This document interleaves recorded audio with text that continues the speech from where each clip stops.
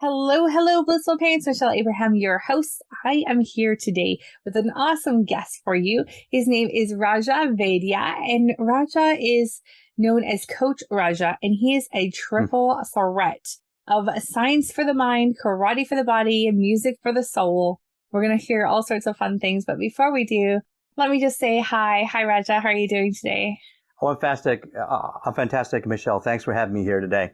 You are so welcome. Let me share a little bit more about you to our audience. So over the past 3 years, he's provided Facebook Live coaching and mindset and personal development to help thousands of people. He launched the Mind Shift Mastery coaching program in the last year, has yielded 100% success rate in guiding his clients to face their fears. And after 37 years of Tang Soo Do training, which is a type of martial arts, he discovered a pattern in teaching white belts to achieve black belts. And he parlays this into business, life, and relationships. He is now he is a professional speaker who keynoted at TEDx and recently won a Toastmasters International Speech competition twice, which is awesome. Yeah. And you're in the multiple Black Belt Hall of Fame. He's also starred in martial arts documentary movies, The Martialist, and soon to release his new book, Unbox Me Today. All of this despite a lifelong stutter, which he saved for last to show you that any obstacle can be overcome and the right mind shifts. So welcome, Raja. We're very excited to dive into this conversation for you today. So we're here with parents as our audience.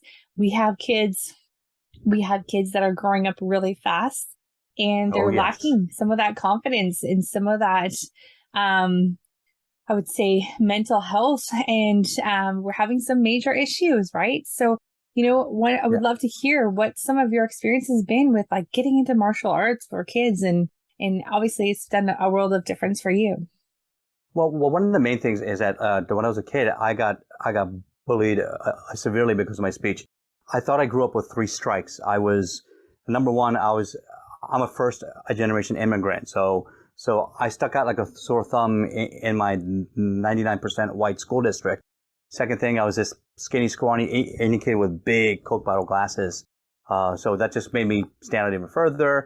And then on top of that, I had this severe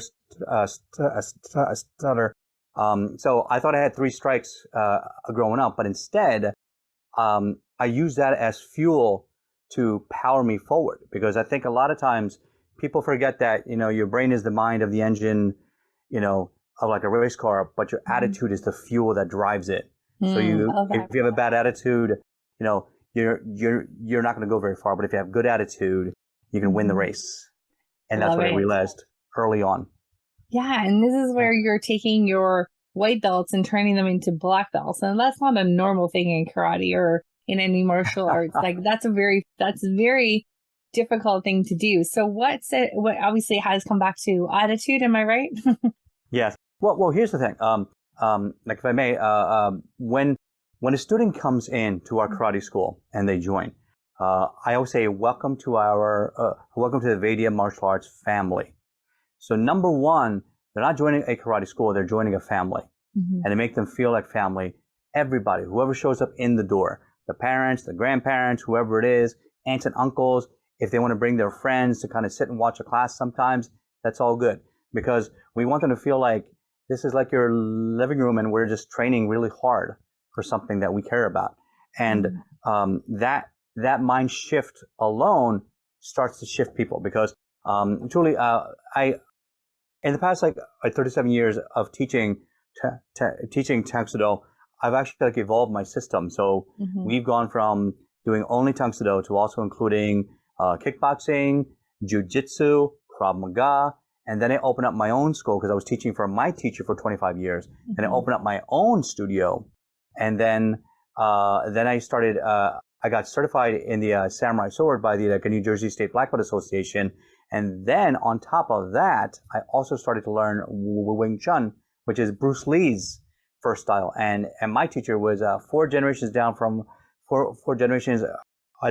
Ip Man, who actually taught Bruce Lee. So I was learning the same techniques that Bruce Lee was taught, which is just fabulous. And all of that taught me all those years was that I started seeing people have a specific pattern of how they started to change and sort of take on their own power and their confidence. So truly you go from a white belt mindset, and mindset, I think, is set in cement, versus evolving into a black belt mind shift. So what I do with my clients, like in my academy, is like I help them go from a mind lock to a mind shift. Because truly, when you're mind locked, you're stuck where you are. And when you unlock your mind, that's when you allow it to grow. That's when you allow it to shift that ever so slightly. Because it only takes 1% a day to increase 37x over the course of a year. People don't realize that. So 1% a day is fast. So, don't ever dismiss the idea of like, oh, we're not going fast enough. We're doing small things. This is too easy, or this is boring. Like, no, the boring stuff is the great stuff. Because that's what's built. So that's a system that I call foundation, right? Yeah. And that's a system that I call success stacking, where you're constantly building smaller and smaller wins on top of each other until, you explode. And that's where your growth happens. Because truly, when opportunity and preparation meet, that's where you start to explode your growth. Because are you prepared? First of all, did you do your homework? Did you train? Did you discipline yourself? Did you do your push-ups? Did you practice your forms? Did you do something else? Did you work with your team? Did you work on your self-defense? If all these things are not in preparation, then when the opportunity arises for you to, hey, we're going to select you for our demo team to go out to the local mall and do a demonstration, or you're going to be on our demo team for the next regional competition. Well, if you're prepared for the opportunity, that's when you already got the win. So good. I can see like the correlation between success in the classroom, success at home, success with friends, related to that discipline and that structure that they learn in the martial arts. Right. And not only that, the reason why most people get a black belt is not simply because they want to learn to fight, or they just want the black belt because they watch something on Kung Fu Theater on Saturday afternoons, like we used to grow up with, right? And when people start to train and start to worry about, why they become a black belt, why they want to, a lot of parents think that getting that black belt means that the kid's going to fight more. Actually, it's been shown that people who are trained in the martial arts actually fight much less. Because then they don't see the value of it, because they see that by having control over their own body, their own emotions, and their own mind, they don't need to fight. They don't need to prove themselves. They can regulate themselves a lot better. Yes, they can. And that is a skill that we sorely need nowadays. Because right now we've seen that through social media, people are losing their attention span. They're losing emotional restraint. There's a disconnect between cyberbullying and thinking that that's actually hurting somebody. So instead, people don't realize that they have to use these skills not just in the karate school, but we use them outside in real life. And that's why a lot of my students have gained so many victories, is that they take those black belt mind shift and they apply it to their life, to their business, to their relationships. And then everything in their life starts to improve. Can you imagine having an employee who comes in early, and is prepared and works their best, and then at the end of the day, try to stay a few minutes longer, try to help out other people around you, help to clean up the area, help to clean up the office, something like that. I'm just trying to pick something out of my head here, but that kind of employee, creating like very like model citizens, really. Citizens, yes. Yeah. Well, like we say that a black belt is a role model, truly. So in order for them to become a role model, a black belt is a master of the basics. So it's surprising how people say, like you may have heard that meme saying that, don't be afraid of the person who has 10,000 techniques, but be afraid of that person that has practiced one technique 10,000 times. Because you've mastered it. Me, I'm the master of the sidekick. I can use it forward, backward, standing still. I can do jump spinning 360 kicks. I've broken multiple boards with it, and it's a fantastic kick to use. when you've trained it right. Right. And as a result of that, think if you can use that same sort of discipline in your family, your life, your business. If you're able to manage your employees that way, say, hey, listen, we need to send out 1,000 emails this week. Can we just to get them out, split them up, be the leader and say, listen, I'm going to be there with you. And I think this is my advice to most parents and to most managers. Don't be a manager, be a leader. What a leader do? A leader is right in there with you. Right. So say, for example, you work in insurance and you have to get a quota of, 30 phone calls a day or something. I don't know. You should be doing the same thing that your subordinates are, to lead by example. Say, for example, you work in, I don't know, usually in sales, but suppose you work in a restaurant and you're a chef. Being a chef is like being a chemist. You really have to control all the heat, all the food, and people have to like what you bring out. Right. Right. So, that response is like instantaneous, isn't it? Yeah, absolutely. And so moving back to like self-esteem and confidence for kids, obviously like being enrolled in martial arts is going to be so fantastic. But say there aren't the opportunities to do so. Are there some things that our parents can do to kind of instill that same sort of discipline and structure into their home lives with their kids and within their communications? What are your suggestions? Yes, definitely. So I actually have a booklet which I was looking for earlier. I couldn't find it, but I'll have to send a link for you at the bottom here somewhere. So I have a book that teaches parents how to build self-esteem in their children, not confidence, self-esteem. Now, when someone asks you, what is the difference between confidence and self-esteem? Here's what I tell them. Confidence is what other people see about you. Self-esteem is what you feel about yourself.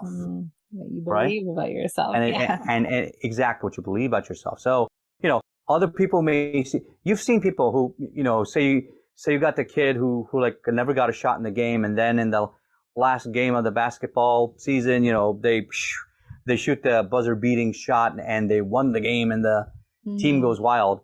Everybody sees that as confidence, but this kid, this one person, boy or girl, doesn't matter, still has that sort of that self-esteem issue that I don't know if I was good enough to do that. It was a fluke. It doesn't really, it's not really me, so that everybody else sees the self-confidence, but that one person still lacks the self-esteem to match the confidence. So the key there is we need to have the self-esteem and the confidence match up together. And when they do, that's when you have a powerful person that can take advantage of their own talents and lead people.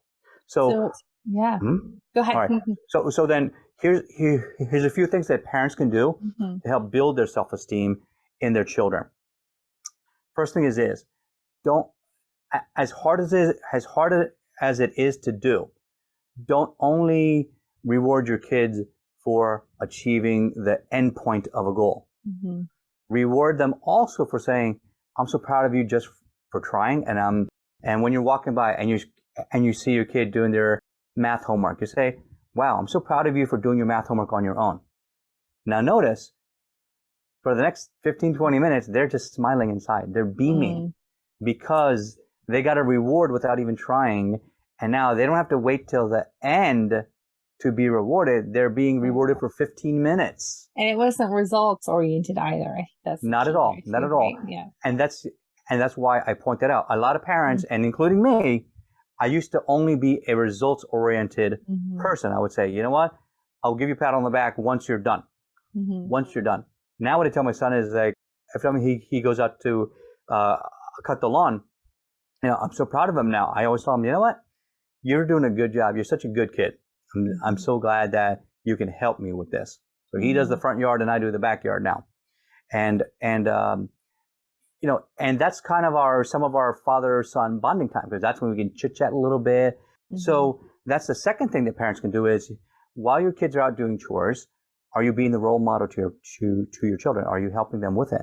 Is that something, can you find something that you can do together to help improve the house, clean the house? So you have to vacuum the whole house. Fine.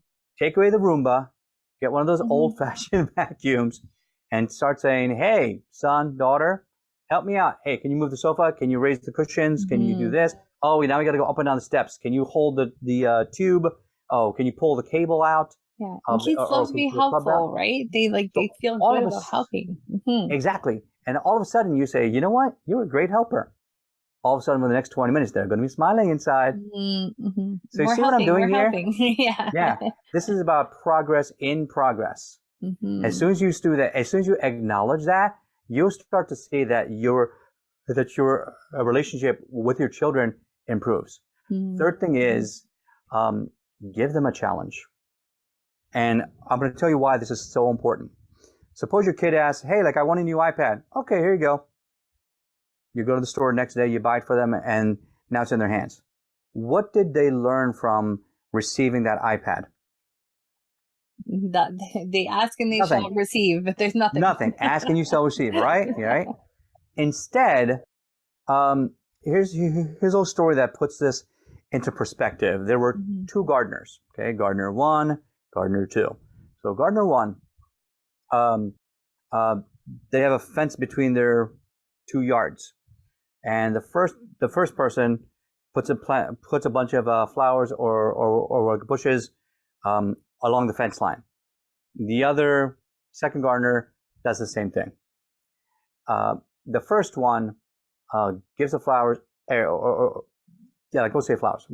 Give the flowers all the sun that they need, all the water they need, all the food that they need. Give them extra so they grow nice and big and radiant. The second one barely feeds them, gives them just enough that they survive.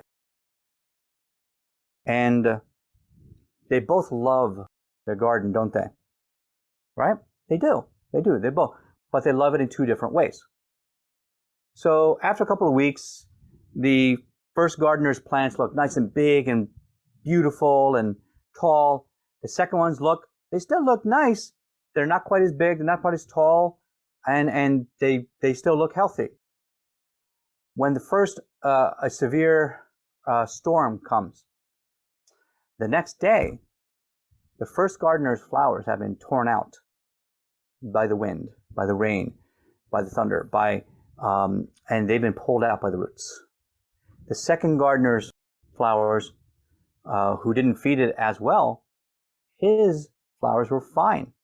They withstood the storm, and they're still standing there strong. And the first person comes up to the second one and says, I can't believe it. How come my flowers got destroyed and yours are fine? I gave them everything they wanted. I gave them every bit of water, every bit of food. And the second gardener goes, you didn't teach them the value of struggle. See, your flowers did not develop strong roots. Since they were given everything, they had short, weak roots. My flowers had deep roots, and maybe they didn't like the growing process, but as a result, they grew stronger. And as a result, now they're healthier, and they're going to live longer. Now, the parallel to this with children, I think is pretty easy to see.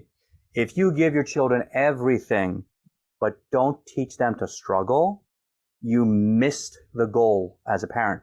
Because I remember growing up, and I remember when my children were born, I kept thinking, you know what? Being a first-generation immigrant, I want to give my kids everything that I didn't get.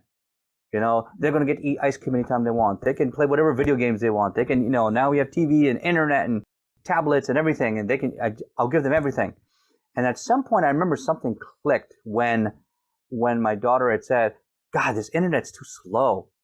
I said, you know what, honey, sometimes when we grew up, we didn't even have internet. And she said, you know what, that's kind of dumb. I said, hey, watch your mouth. I don't think you appreciate what you have. So that's when I started to shift a little bit and guide the kids a little bit better in learning to struggle. So everything they want, they have to earn. I tell them that if they want to eat food outside of the house, they get 1 coupon per month. They're allowed to pick something. That's it, 1 coupon per month. So that way, if they want to go to Chick-fil-A or they want to go to Burger King, Wendy's or someplace, all right, fine. But we restrict it a lot because that's not good food. Home food that's fresh, that's cooked, that's not packaged in plastic or cardboard, that's the food that your children need to grow healthy and strong. And you may say, well, I don't have time for that. Okay, make time. You know, you don't have to do it every single day. Can you do it 3 days a week? So that way your children fall into a routine of saying, my parents care, that they eat your vegetables, that they grow, they eat. And also, secondly, here's a fourth tip. Do you all know the names Steve Jobs and Bill Gates? Yeah, probably. Steve Jobs of Apple, Bill Gates of Microsoft. Yeah. Both of them do not let their children use electronics at the dinner table. You know, isn't that crazy? Yeah. What does that tell you about two financial tech gods? You know, they are like, they are the visionaries of the tech world. They knew something, that family unit has to connect. They have to sit and face each other, eye to eye, facing each other, and turn off all the screens. That family dinner time is so important. Yeah. It is. It's so important. If I can't, breakfast is a little tough, lunch because of work, I'm at work. But dinner time, I value that time. Here's another tip I do with my children. When I come home from work, as soon as I ring the doorbell, I stand inside the door, right near the archway, and I say, all right, I need my 5x5. And what it is 5 o'clock, I need a 5-second hug. And I don't care what my kids are doing, I wait there. I said, Evan, Ava, I need my 5x5. And what it does is, it makes them realize that I want them. What a connection that is for your children to know that they have a safety line every day at 5 p.m. that someone's going to get a 5x5. And if you're not doing that in your life yet with your children, that's something that they miss. They crave it. They just don't know how to tell you. And I encourage you, make that time. And if they miss it, if I'm late to work or if they're out somewhere else, fine. And then say 8x8. I don't care. Yeah, just adjust it for whatever time you have. Just adjust it for whatever time you get home. Doesn't matter. Right? But now what happens is, because you get that hug, you say, how was your day? What are you doing? And they tell me, and like my daughter sometimes has drama with her girlfriends because she's 10. And this girl drama is tough at that age. My son, he's 12, and he's a little bit simpler and like more relaxed. And so, but still with him, I always ask him, what have you been doing? Oh, I've been playing Roblox or Minecraft, doing this and that. I was on a Zoom meeting with my buddies. And so he'll tell me what's been going on in his day. And now I'm a part of his life. And if you really want to be connected with your children, you have to choose to be a part of their life. Right. That's cool. I love it. Well, Raja, that's been so helpful. And I think that's really, you've helped us see the foundation for building strong self-esteem in our kids that also leads to confidence, and having a little bit of that structure is going to be very helpful. So I want to thank you for joining us on Blissful Parenting today. Do you have anywhere you'd like our Blissful parents to connect with you at? I know you've got a new book coming out. Do you want to talk about that for a second? Sure. Actually, I'm going to have 3 books coming out. Might as well just do 3 at once. This is what happens when you become a black belt. You used to do 3, not just 1. Well, no, my first book is going to be called Unbox Me Today. It's about and the tagline of the book says, "You are amazing. Learn black belt strategies to get even better." I don't know if you can see it here. It'll probably get cut off from the green screen. We can link it in our show notes too. Yeah, let's do that. And then later on, I'm going to be doing a book about the bullies. And this is going to shock people. The title is going to be called Hug a Bully. Why is that? You know why? Because they're hurting. Yeah, because they're hurting too. And it's because of my bullies I became stronger.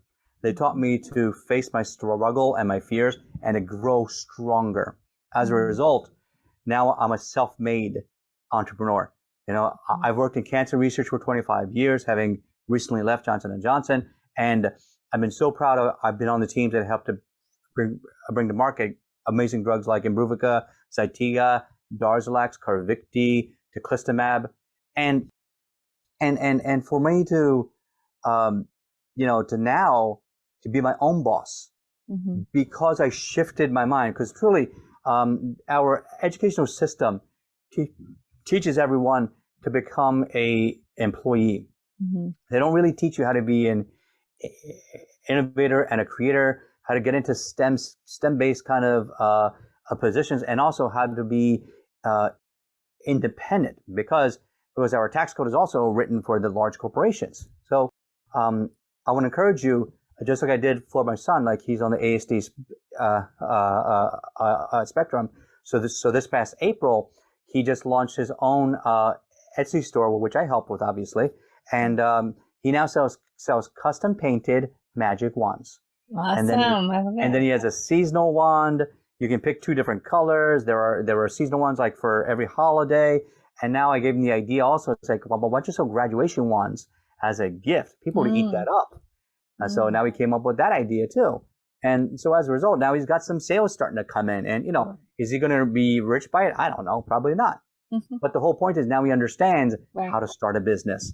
And my daughter is now painting, and now she wants to do her own business. Yeah, I love it. That's so great. Just make such successful kids when you can teach them those skills. So, so awesome. Thanks, Raja, for joining us. And is there a website or somewhere where people can find out more information? We can put it into the show notes. And you want to share what the website is? Right above me here, victorymindsetacademy.com. victorymindsetacademy.com. It's pretty easy because it's right there. Yes. Or there. Awesome. And you get a free fast action mini course for joining. And I tell you this as parents, what you learn and what you model for your children, that's what your children will become. So if you make the best version of yourself, your children will also become the best version of themselves, but it starts with you. So thank you for being here. Thank you, parents, for being here. And remember, it all starts with you, as Raja says. Starts with you. So our challenge to you this week, go check out Raja's website, and we'll see you again next week. So thanks for joining us, Blissful Parents. Thanks, Raja.